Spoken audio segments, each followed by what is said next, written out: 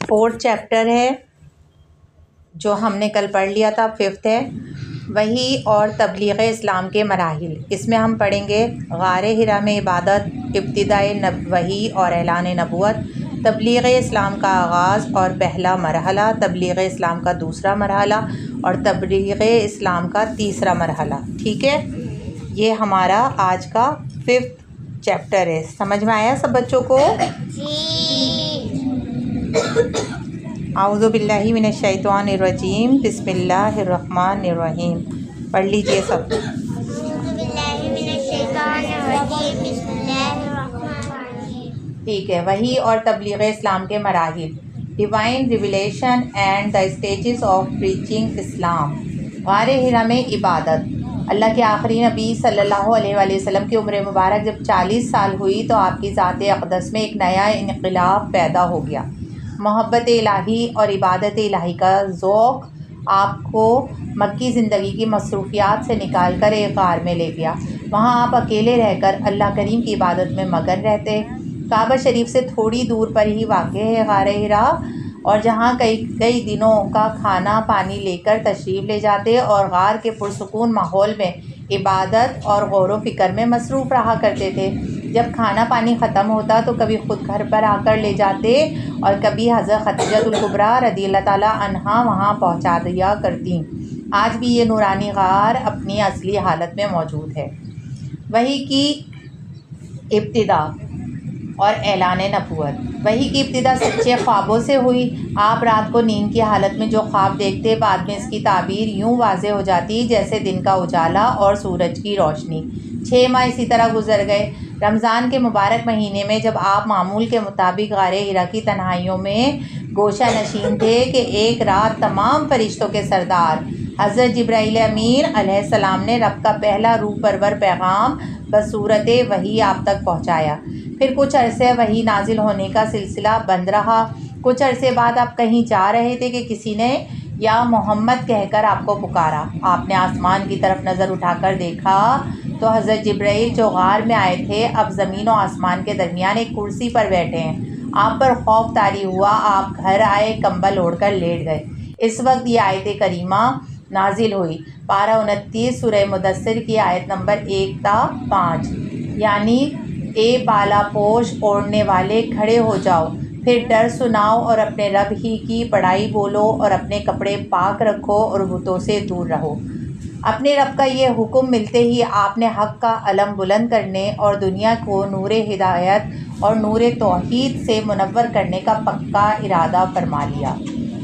تبلیغ اسلام کا آغاز اور پہلا مرحلہ کیا تھا؟ غور سے سنیے بچوں۔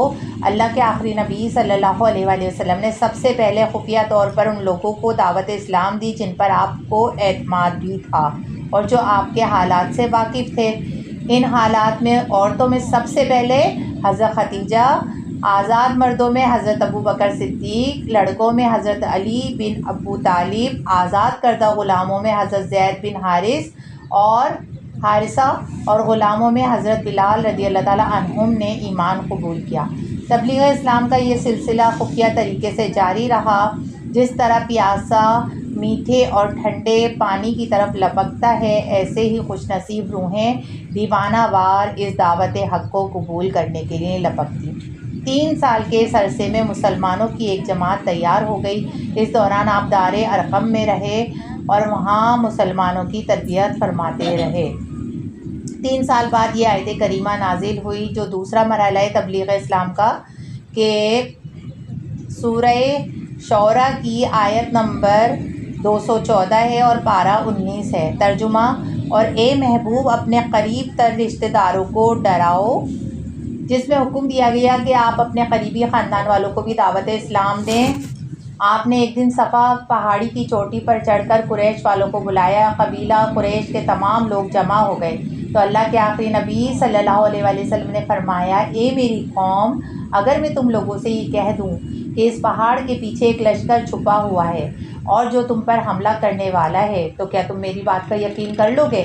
تو سب نے ایک زبان ہو کر کہا، ہاں ہاں، ہم آپ کی بات کا یقین کر لیں گے، کیونکہ ہمیشہ ہم نے آپ کو صادق و امین پایا ہے۔ یعنی سچے ہیں اور آپ کبھی جھوٹ نہیں بولتے۔ آپ نے فرمایا تو پھر میں یہ کہتا ہوں کہ میں تم لوگوں کو عذاب الہی سے ڈرا رہا ہوں، اور اگر تم لوگ ایمان نہ لاؤ گے تو تم پر اللہ کا عذاب آئے گا۔ یہ سن کر تمام قریش ناراض ہو کر چلے گئے۔ ان میں آپ کا چچا ابو لہب بھی تھا۔ وہ آپ کی شان میں بدزبانی کرنے لگا۔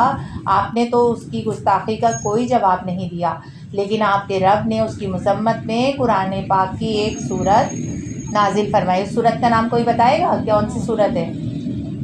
ابو لہب کی مذمت میں جو اللہ تعالیٰ نے نازل فرمائی ہے، آخری پارے میں، اما پارے میں، یاد کریں پھر مجھے اینڈ میں جواب دیجیے گا اس صورت کا۔ تبلیغ اسلام کا تیسرا مرحلہ۔ اعلان نبوت کے چوتھے سال سورہ ہجر کی یہ آیت نازل ہوئی۔ پارہ 14 سورہ ہجر اور 94 آیت ہے۔ شاباش، سورہ لہب ہے۔ ترجمہ: تو اعلانیہ کہہ دو جس بات کا تمہیں حکم ہے اور مشرکوں سے منہ پھیر لو، جس میں اللہ پاک نے حکم فرمایا کہ کھلم کھلا سب کو دین کی تبلیغ فرمائیے۔ اس کے بعد رسول کریم صلی اللہ علیہ وآلہ وسلم اعلانیہ طور پر دین اسلام کی تبلیغ فرمانے لگے اور شرک و بت پرستی کی کھلم کھلا